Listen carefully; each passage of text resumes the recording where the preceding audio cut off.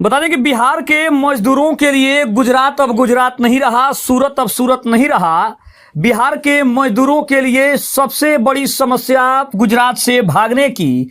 केंद्रीय मंत्री चिराग पासवान बिहारी फर्स्ट के विजन को लगा है सबसे बड़ा झटका। आखिर गुजरात से क्यों भाग रहे हैं बिहारी? चिराग पासवान ने क्या सिस्टम की पोल खोली है और क्या गिर जाएगी सरकार? आखिर सरकार के पास इसका क्या जवाब है और भाग रहे बिहारियों ने आखिर क्या कहा है? नमस्कार, मैं हूं संजीव और आप देख रहे हैं आप तक न्यूज। अगर आप हमारे चैनल पर नए हैं तो चैनल को जरूर सब्सक्राइब कर लें। क्या गुजरात में फिर दोहराया 2018 वाला खौफ? बिहारियों के पलायन पर गरजे पासवान, अब बर्दाश्त नहीं होगा अपमान। मोदी के हनुमान का गुजरात सरकार को अल्टीमेटम, बिहारियों को भगाने के पीछे किसकी साजिश? आखिर चिराग पासवान का बयान और भाग रहे बिहारियों की असली हकीकत क्या है? बता दें कि सबसे बड़ी संकट है गैस और आर्थिक संकट। मिडिल ईस्ट यानी पूर्व में चल रहे संकट के कारण गैस की किल्लत हो रही है और इस वजह से गुजरात के कुछ प्रमुख उद्योगों में काम कम हो गया है और कंपनियों ने श्रमिकों को कुछ समय के लिए ब्रेक लेने या फिर घर जाने के लिए कह दिया है। गर्मी की छुट्टियां और शादियां भी है। गुजरात में स्कूलों में गर्मी की छुट्टियां शुरू होने वाली है, साथ ही बिहार में शादियों का सीजन भी है। बहुत से लोग अपने परिवार से मिलने या शादी विवाह के कार्यक्रमों में हिस्सा लेने के लिए घर लौट रहे हैं। सूरत के उदना स्टेशन पर भारी भीड़ के कारण भगदड़ जैसी स्थिति देखी गई। यात्रियों को ट्रेनों के लिए 12 से 15 घंटे तक का इंतजार करना पड़ रहा है। भीड़ इतनी अधिक है कि कई लोग अपनी ट्रेनें छूटने के कारण स्टेशन पर ही डेरा डाले हुए हैं। भीड़ को नियंत्रित करने के लिए पुलिस द्वारा लाठीचार्ज भी किया जा रहा है, जिसका वीडियो सोशल मीडिया पर वायरल हो रहा है। एक वायरल वीडियो में एक प्रवासी मजदूर कह रहा है कि वह कभी भी वापस गुजरात नहीं आएगा। रेलवे ने स्थिति को संभालने के लिए कुछ स्पेशल ट्रेनें भी चलाई हैं, लेकिन यात्रियों की संख्या इतनी अधिक है कि व्यवस्थाएं बनाए रखने में काफी चुनौतियों का सामना करना पड़ रहा है। लेकिन क्या यही सच्चाई है? क्या बिहार सरकार इन सच्चाइयों को छुपाने की काम कर रही है? क्या ये बिहारी मजदूर, ये बिहारी प्रवासी क्या एक बार फिर से गुजरात से भागने के पीछे कोई और कारण बता रहे हैं, या फिर ये सिर्फ एक महज ड्रामा है, या फिर सरकार इसके ऊपर ध्यान नहीं दे रही है? और आखिर सरकार का आगे का प्लान क्या है? अगर हम बात करें तो चिराग पासवान की वर्तमान राजनीति में भूमिका कई महत्वपूर्ण कारणों से निर्णायक बनी हुई है।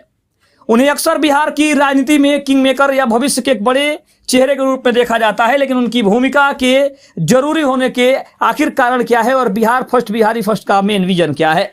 रामविलास पासवान की विरासत के उत्तराधिकारी के रूप में चिराग पासवान का दलित समुदाय के वोटों पर गहरा प्रभाव है। बिहार में लगभग 5 से 6% का एक ठोस वोट बैंक है, जो किसी भी गठबंधन की हार जीत तय करने की क्षमता रखता है। लेकिन अगर बात करें तो बिहार के राजनीतिक समीकरणों में जहां जदयू और राजद के दो बड़े ध्रुव हैं, चिराग पासवान का समर्थन जिस तरफ होता है, उस गठबंधन का पलड़ा भारी हो जाता है। केंद्र सरकार में उनकी सक्रियता और एनडीए में उनकी वापसी ने एक प्रभावशाली राष्ट्रीय चेहरा भी बनाया है। लेकिन अगर हम बात करें तो इन समस्याओं में आखिर कहां सबसे बड़ी चूक हो रही है? प्रशासनिक सुधार, जवाबदेही, निगरानी प्रणाली, त्वरित न्याय, डिजिटल गवर्नेंस, आखिर कौन सा कारण है? रोजगार और पलायन पर नियंत्रण कब तक होगा? ये सबसे बड़ा सवाल है। बिहार की एक बड़ी समस्या है पलायन, जिसे नियंत्रित करने के लिए स्थानीय स्तर पर अवसर पैदा करना जरूरी है।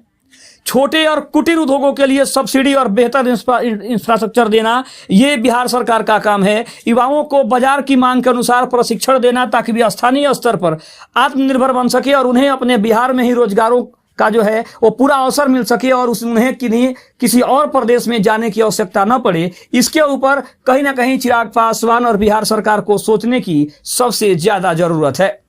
समस्याओं के समाधान के लिए बिजली, पानी और सड़कों का जाल बिछाना सबसे ज्यादा अनिवार्य है। बाढ़ जैसी प्राकृतिक आपदाओं के अस्थायी समाधान के लिए नदियों को जोड़ने और बेहतर जल प्रबंधन पर काम करना जरूरी है। कानून के साथ साथ सामाजिक स्तर पर भी बदलाव जरूरी है। इसके अलावा अगर बात करें तो क्या ये नेता सिर्फ बड़े बड़े भाषण देते हैं, या फिर बिहार के लिए कुछ ऐसा कर भी रहे हैं कि बिहार वासियों को लगे कि आने वाले समय में उनके काम का जो अवसर है उन्हें बिहार में ही मिलेगा और जो उनका प्रवास है वो खत्म होगा। जो प्रवासी दूसरे राज्यों पर निर्भर हैं अपने परिवार का भरण पोषण करने के लिए, अपने परिवार का खर्चा चलाने के लिए, आखिर बिहार सरकार ऐसा क्यों नहीं करती कि उन्हें किसी और प्रदेश में न जाके अपने गांव घर में 2 पैसा भले कम कमाना हो, और लेकिन वो यहाँ पे रह के अपने परिवार के साथ समय बिताएं और अपने परिवार का भरण पोषण बिहार में रहकर कमा के और कर सकें। सबसे बड़ा सवाल है कि आखिर केंद्रीय मंत्री चिराग पासवान जो बिहार फर्स्ट और बिहारी फर्स्ट का विजन का हमेशा सपना दिखाते हैं, उन्होंने इसके ऊपर क्या किया है और आखिर वो जवाबदेह